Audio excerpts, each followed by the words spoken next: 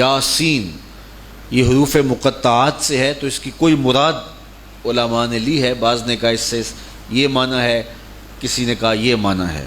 تو یاسین اگر اس سے مراد حضور علیہ السلام کا اس میں گرامی ہے تو پھر اس کا مطلب ہوگا اے سید و سردار عالم۔ سورت یاسین جو ہے یہ قرآن کا دل ہے اور حضور کائنات کا دل ہے، تو اللہ نے قرآن کے دل کا آغاز کائنات کے دل کے ذکر سے کیا۔ یاسین اے سید و سردار عالم والقرآن الحکیم، حکمت سے معمور کتاب رحمت کی قسم، انک لمن المرسلین، بے شک آپ رسولوں سے ہیں۔ چونکہ حضور نے جب کہا نا کہ میں اللہ کا رسول ہوں تو کافروں نے کہا تھا لست مرسلا، آپ رسول نہیں ہیں، تو اللہ تعالیٰ نے ارشاد فرمایا محبوب سارے انکار کریں کرتے رہیں، میں خدا ہو کے کہتا ہوں تو میرا رسول ہے، بس تیری تسلی کے لیے اتنا کافی ہے کہ میں کہہ رہا ہوں کہ تو میرا رسول ہے۔ سارا زمانہ انکار کرے لیکن تیرا رب تجھے اپنا رسول کہہ رہا ہے، تو اللہ کہتا ہے انک لمن المرسلین، محبوب تجھے میں سند دے رہا ہوں کہ تو میرا رسول ہے۔ اب سارا زمانہ انکار بھی کرے، اللہ کا کہہ دینا محبوب کی تسکین خاطر کے لیے کافی ہے کہ محبوب میں خدا ہو کے کہہ رہا ہوں کہ تو میرا رسول ہے۔ انک لمن المرسلین، بے شک تو رسولوں سے ہے۔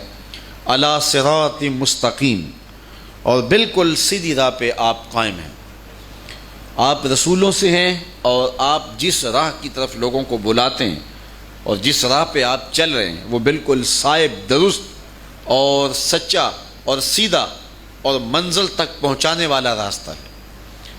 تو راستے کی عظمت کو بھی بیان کر دیا اور راستے کا جو رہنما ہے اس کی رسالت کا بھی ذکر فرما دیا، چونکہ جب رہنما پر شک ہو تو پھر منزل پر پہنچنا مشکل ہوتا ہے، راستہ بھی ٹھیک ہو لیکن رہنما پر اعتماد نہ ہو تو پھر منزل نصیب نہیں ہوا کرتی۔ تو صحیح راستے پر چلنے والے بھی منزل آشنا نہیں ہو سکتے جب ان کا رہنما پر یقین کامل نہ ہو، ہادی پر کامل اذعان اور تیقن نہ ہو۔ اس لیے اللہ تعالیٰ جل شانہ نے قسم کی اور راہ کا سیدھا ہونا یہ بعد میں بیان کیا، رسول اللہ کا حق ہونا پہلے بیان کر دیا۔ تو اس لیے اس نقطے کو سمجھنا کافی ہے کہ اگر حضور کی ذات پر تھوڑا سا بھی شک ہو گیا تو پھر پلے کچھ نہیں رہے گا۔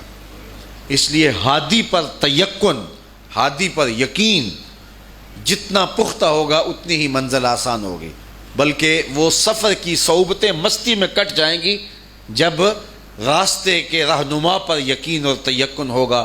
مانا کہ محبت کے سفر میں ہر گام پہ 100 مشکل ہے، لیکن یہ سفر آسان بھی ہے اگر ساتھ تمہارا ہو جائے۔ تو اگر راہبر پر یقین کامل ہو جائے تو پھر راستے کٹتے چلے جاتے ہیں۔